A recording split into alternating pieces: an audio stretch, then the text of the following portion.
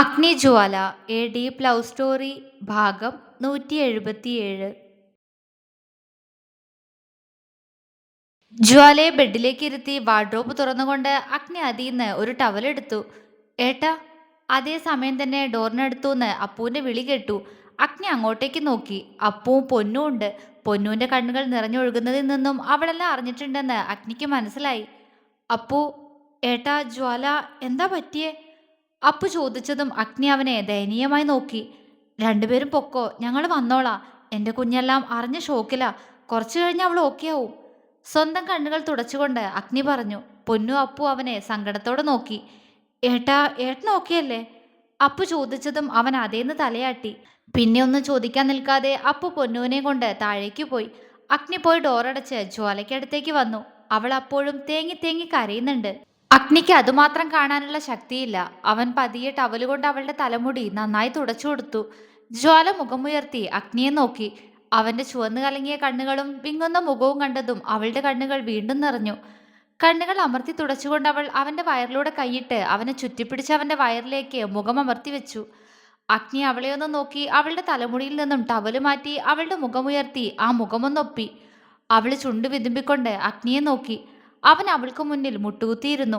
നിന്റെ നഷ്ടങ്ങൾ വലുതാന്ന് എനിക്കറിയാവൂഞ്ഞ. പക്ഷെ എന്ത് ചെയ്യാൻ പറ്റും, എല്ലാം സംഭവിച്ചു പോയില്ലേ? അവൻ ചോദിച്ചു. അവൾ നിറഞ്ഞ കണ്ണുകളോടെ അവനെ നോക്കി. ഇനി ഇങ്ങനെ കരഞ്ഞ് എന്നെ ഇങ്ങനെ കൊല്ലാതെടി. അവൻ അവളുടെ കണ്ണ് തുടച്ചു കൊടുത്തുകൊണ്ട് ഇടർച്ചയോടെ പറഞ്ഞു. അയാളെ അയാളെ വെറുതെ വിടല്ലേ ദേവേട്ടാ. അവള് പറഞ്ഞു. അഗ്നി അവളെ പകപ്പോടെ നോക്കി. കുഞ്ഞാ. അയാളെ അയാളെ കൊല്ലാൻ പറ്റുമോ? എൻ്റെ അച്ഛയമ്മയില്ലല്ലോ. അപ്പോ അയാളും വേണ്ട. ഇന്നിങ്ങനെ ഒരു സങ്കടത്തിലേക്ക് തള്ളിവിട്ട് അയാളെ ജീവിക്കാൻ അനുവദിക്കല്ലേ ദേവേട്ടാ. അയാള് വേണ്ട. കൊന്നുകളയോ? അവൾ അവന്റെ കവിളിൽ കൈവച്ച് കണ്ണു നിറച്ചുകൊണ്ട് ചോദിച്ചു. കുഞ്ഞാ, നീ തന്നെയാണോ ഇത്? അവൻ വിശ്വസിക്കാൻ കഴിയാതെ വിളിച്ചു. ഇപ്പൊ എനിക്കറിയാ ദേവേട്ടാ. എൻ്റെ അച്ഛയുടെ അമ്മയുടെ ആത്മാവിന് മോക്ഷം കിട്ടിയിട്ടുണ്ടാവില്ല. അവർക്ക് മോക്ഷം കിട്ടണം. അവരുടെ ആത്മാവ് സന്തോഷിക്കണം. അതിനു വേണ്ടി എനിക്ക് എന്താ ചെയ്യാൻ പറ്റുക? ഞാൻ കൊന്നോട്ടെ ദേവേട്ട. അവൾ അത്രയും പറഞ്ഞപ്പോഴേക്കും അഗ്നി അവളുടെ വാപുത്തി പിടിച്ച് അവളോട് അരുതെന്ന് തലയാട്ടി. ജ്വാലയുടെ കണ്ണുകൾ തുളുമ്പി. അഗ്നി പെട്ടെന്ന് അവളെ കെട്ടിപ്പിടിച്ചു. ദേവേട്ടൻ ചെയ്തോളാ, എൻ്റെ കുഞ്ഞ് ചെയ്യണ്ട. ഞാൻ ചെയ്യും. സത്യം? അവൾ ചോദിച്ചു. അതേടാ കുഞ്ഞാ, സത്യം. ദേവേട്ടന് വിശ്വാസം ഇല്ലേ? അവൾ ഉണ്ടെന്ന് മൂളി. അവൻ അവളെ മുഖമുയർത്തി നോക്കി. അപ്പൊ ദേവേട്ടൻ ചെയ്യും. ഈ കൈകൊണ്ടൊരിക്കലും ആരും ഒന്നും ചെയ്യരുത്. അങ്ങനെ നിന്നെ കാണാൻ നിന്റെ അച്ഛയമ്മ ആഗ്രഹിക്കുന്നുണ്ടാവില്ല. അവൻ ആർദ്രമായി പറഞ്ഞു. കൊന്നേക്കണേ ദേവേട്ട. പെട്ടെന്ന് വേണ്ട. ഒന്ന് മരിച്ചു കിട്ടിയിരുന്നെങ്കിലെന്ന് അയാൾക്ക് തോന്നണം. അങ്ങനെ നരകിക്കണം. എനിക്കത് കാണണം ദേവേട്ട. ജ്വാലയ്ക്കത് കാണണം. അവളുടെ കണ്ണുകൾ വീണ്ടും കടലായി മാറി. ഞാൻ കാണിച്ചു തരും, വാക്ക്. അവൻ അവളുടെ കയ്യിലടിച്ച് സത്യം ചെയ്തു. ജ്വാല അവനെ നോക്കി പതിയെ പുഞ്ചിരിച്ചു. എനിക്ക് വിശ്വാസ. അവള് പറഞ്ഞതും അഗ്നി അവളുടെ നെറ്റിയിൽ പതിയെ ചുംബിച്ചിരുന്നു. ഇങ്ങനെ നനഞ്ഞിരിക്കല്ലേ, നമുക്ക് ഈ ഡ്രസ്സൊക്കെ മാറ്റാം. അവൻ ചോദിച്ചതും അവള് മൂളി. ഈ സങ്കടവും ഗൗരവവും ഒന്നും എൻ്റെ പൂച്ചക്കുട്ടിക്ക് ചേരുന്നില്ല കേട്ടോ. ഒന്ന് ചിരിക്കെൻ്റെ കുഞ്ഞെ. അവൻ അവളുടെ താടിയെ പിടിച്ച് കൊഞ്ചിച്ചു. ജ്വാല അവനെ നോക്കി മനസ്സ് നിറഞ്ഞ് ചിരിച്ചു. അതാണ് എൻ്റെ കുഞ്ഞൻ. നമുക്ക് നാളെ തന്നെ തറവാട്ടിലേക്ക് പോവാട്ടോ. നാളെയോ? അവൾ ചോദിച്ചു. അതാ നല്ലത്. ഇപ്പോഴത്തെ ഈ സാഹചര്യത്തിൽ നിന്ന് നിനക്കൊരു മാറ്റം ആവശ്യമാ. അവൻ പറഞ്ഞു. അവൾ തലയാട്ടി. പിന്നെ എൻ്റെ കുഞ്ഞിന് സന്തോഷം തോന്നുന്ന ഒരു കാര്യം കൂടി ഞാൻ പറഞ്ഞോട്ടെ? വാർഡ്രോബിൽ നിന്നും അവൾക്കിടാനുള്ള ഡ്രസ്സെല്ലാം എടുത്ത് ബെഡിൽ വെച്ചുകൊണ്ട് അവൻ ചോദിച്ചു. അവൾ മൂളി. അവൻ പതിയെ അവളുടെ ടോപ്പ് അവളിൽ നിന്ന് അഴിച്ചു മാറ്റി. ജ്വാല അതൊന്നും അറിയുന്നില്ലായിരുന്നു. അതുണ്ടല്ലോ, അപ്പുവിൻ്റെ പൊന്നൂൻ്റെ ഒക്കെ വിവാഹം കഴിഞ്ഞ ഉടനെ അല്ലാട്ടോ, നമുക്ക് കുറെ കഴിയുമ്പോൾ വാവയൊക്കെ വരില്ലേ? അഗ്നി ചോദിച്ചു. അവൾ ആകാംക്ഷയോടെ മൂളി. അങ്ങനെ വാവയൊക്കെ വന്ന ശേഷം നമ്മൾ പിന്നെ ജീവിക്കാൻ പോകുന്നത് എൻ്റെ കുഞ്ഞൻ്റെ അച്ഛൻ്റെ അമ്മയുടെ അടുത്താ. അവൻ പറഞ്ഞു. ഒപ്പം അവളുടെ ശരീരത്തിൽ നിന്നും അവളുടെ മേൽവസ്ത്രം അഴിച്ചു മാറ്റി അവളുടെ നനഞ്ഞ അർദ്ധനഗ്ന ദേഹം തുടച്ചു കൊടുത്തു. ജ്വാല കണ്ണു വിടർത്തി അവൻ പറയുന്നത് നോക്കി. സത്യം? അവൾ ചോദിച്ചു. അതെ, സത്യം. നമുക്ക് മംഗലത്ത് കഴിയാം. അവിടെയല്ലേ എൻ്റെ കുഞ്ഞൻ്റെ അച്ഛനും അമ്മയും മുത്തശ്ശനും മുത്തശ്ശി എല്ലാം ഉള്ളത്. നമുക്ക് അവരുടെ കൂടെ ആ വീട്ടിൽ കഴിയാട്ടോ. അവൻ പറഞ്ഞു. ജ്വാല കണ്ണു നിറച്ചുകൊണ്ട് തലയാട്ടി. അവൻ അവളോട് സംസാരിച്ചുകൊണ്ട് തന്നെ അവൾക്ക് ഓരോ വസ്ത്രങ്ങളായി ഇട്ടുകൊടുക്കാൻ തുടങ്ങി. അപ്പോ ആരവേട്ടനും പൊന്നു അച്ഛൻ അമ്മയൊക്കെയോ? അവൾക്ക് സംശയം. അവരിപ്പോ എന്താ ചെയ്യാ? അഗ്നി ആലോചിച്ചു. അവരും പോന്നോട്ടെ. അവള് പറഞ്ഞു. അഗ്നി ചിരിയോടെ തലയാട്ടി. ആ, വരുന്നെങ്കി വന്നോട്ടെ. പക്ഷേ കുറച്ച് ദിവസം നിന്നാ മതി. കാരണം അവിടെ ഞാനും എന്റെ കുഞ്ഞനും പിന്നെ അവൻ പറഞ്ഞു വന്ന് നിർത്തി അവളുടെ സ്കേർട്ട് അഴിച്ചു മാറ്റി. പിന്നെ അവളുടെ പൂച്ചക്കണ്ണുകൾ വിടർന്നു.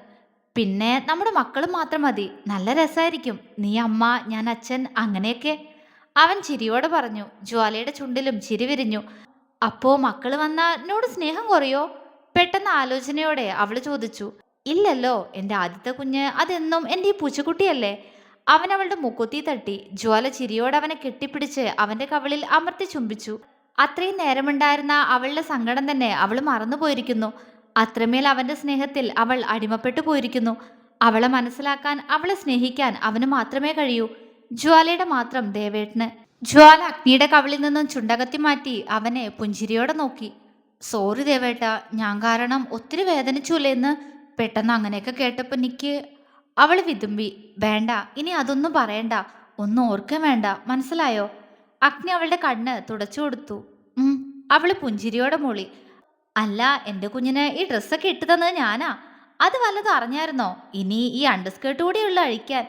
അവൻ പെട്ടെന്ന് കുറുമ്പോടെ പറഞ്ഞു. ജ്വാല അവനെ മിഴിച്ചു നോക്കി. പിന്നെ ഞെട്ടലോടെ അവളുടെ വസ്ത്രത്തിലേക്ക് നോക്കി. സത്യത്തിൽ അതൊന്നും അവൾ അറിഞ്ഞിരുന്നില്ല. അയ്യേ, അവള് ചമ്മലോടെ പറഞ്ഞു. എന്തു കൊയ്യേ? പിന്നെ ഞാൻ കാണാത്തതാണല്ലോ ഇതൊക്കെ. അവൻ ചുണ്ടുകൂട്ടി. എന്നാലും. അവള് വിരല് കടിച്ചു. എന്തെന്നാലും? നീ ഒന്ന് എഴുന്നേറ്റ് നിന്നേ. ഞാൻ ഈ സ്കേർട്ട് കൂടി മാറ്റിയിട്ട് തരാം. അവിടെ മാത്രമേ ഞാൻ കാണാത്തുള്ളൂ. അവൻ വഷളച്ചിരിയോടെ പറഞ്ഞു. ജ്വാലയുടെ മുഖം ചുവന്നുപോയി. അയ്യേ, പൊക്കോട്ടെ ദേവേട്ടാ. അതും പറഞ്ഞ് അവൾ അഗ്നിയെ തള്ളി മാറ്റി ബെഡിൽ നിന്ന് എഴുന്നേറ്റ് ബെഡിലുള്ള ഡ്രസ്സ് കയ്യിലെടുത്തു. ആ, അതെന്തു പോക്കെന്റെ കുഞ്ഞാ. അന്നാ കുളത്തിൽ വീണപ്പോ ഒരു മിന്നായം പോലെ കണ്ടതല്ലേ ഉള്ളൂ. ഒരവസരം താടി എനിക്ക്. അവൻ അവളുടെ കയ്യിൽ പിടിച്ച് എഴുന്നേറ്റ് നിന്നു. ജ്വാല അവനെ നാണത്തോടെ നോക്കി. ഉഫ്, എന്തൊരു ചേലാടി നിന്നെ ഇങ്ങനെ കാണാൻ. ആകെ ചുവന്നു തുടുത്ത്. അഗ്നി അവളുടെ കവിളിൽ പതിയെ കടിച്ചെടുത്തു. ദേവേട്ടാ. അവൾ എരുവലിച്ചു. അവൻ മൂളി. വിട് ദേവേട്ടാ, ഞാൻ ഇതൂടെ ഒന്ന് മാറ്റിക്കോട്ടെ. അവൾ സ്കേർട്ടിൽ പിടിച്ചുകൊണ്ട് പറഞ്ഞു. അഗ്നി ചിരിയോടെ അവളിൽ നിന്നുള്ള പിടി അയച്ചു. അവൾ അവനെ കുറുമ്പോടെ നോക്കിക്കൊണ്ട് പെട്ടെന്ന് ഡ്രസ്സിംഗ് റൂമിലേക്ക് നടന്നു. ആ, ഇപ്പൊ പൊക്കോ. നാളെ തറവാട്ടിലേക്കൊന്ന് പൊക്കോട്ടടി. പിന്നെ ശരിയാക്കി തരാ ഞാൻ. അഗ്നി വിളിച്ചു പറഞ്ഞു. ജ്വാല അവനെ തിരിഞ്ഞു നോക്കി. അഗ്നി അവളെ നോക്കി കണ്ണിറുക്കി. അത് കണ്ട് അവൾ പെട്ടെന്ന് അവിടെ നിന്ന് ഓടി. അതുവരെ പുഞ്ചിരിയോടെ നിന്ന് അഗ്നിയുടെ ചുണ്ടിലെ ചിരി പെട്ടെന്ന് മാറി. ആ മുഖത്ത് ദേഷ്യം നിറഞ്ഞു. അല്ലെങ്കിലേ നിന്റെ കാര്യത്തില് ഞാൻ തീരുമാനം എടുത്തിരുന്നു ദേവരാജ. ഇപ്പൊ എന്റെ കുഞ്ഞും കൂടി പറഞ്ഞ സ്ഥിതിക്ക് ഇനി നിന്റെ കാര്യം.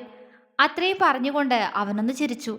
ഇപ്പൊ സന്തോഷിക്ക്. അതിനുശേഷം അഗ്നിദേവ് വരും നിന്റെയൊക്കെ അന്ത്യം കാണാൻ. ക്രൂരമായ പുഞ്ചിരിയോടെ അതും പറഞ്ഞുകൊണ്ട് അവൻ വാർഡ്രോബിന്റെ അടുത്തേക്ക് നടന്നു.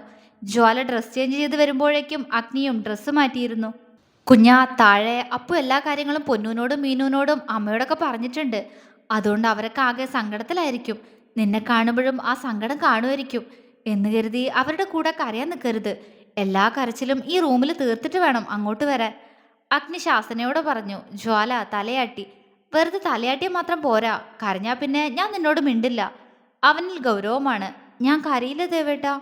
അവള് പതിയെ പറഞ്ഞു. അഗ്നി അവളെ ചേർത്ത് പിടിച്ച് ആ നെറ്റിയിൽ പതിയെ ചുണ്ടമർത്തി. അറിയാ സങ്കടം ഉണ്ടാവൂന്ന്. പക്ഷെ ഇനി നീ കരയുന്നത് കാണാൻ വയ്യാത്തോണ്ടടാ കുഞ്ഞാ. അഗ്നി സ്നേഹത്തോടെ പറഞ്ഞു. ഞാൻ കരയില്ല ദേവേട്ടാ. അവള് വീണ്ടും പറഞ്ഞു. എന്നാ വാ. അതും പറഞ്ഞ് അഗ്നി ഡോറ് തുറന്ന് അവളുമായിട്ട് താഴേക്ക് നടന്നു. അവര് ചെല്ലുന്ന സമയത്തേക്കും മോഹനും അവിടെ ഉണ്ടായിരുന്നു. തുടരും.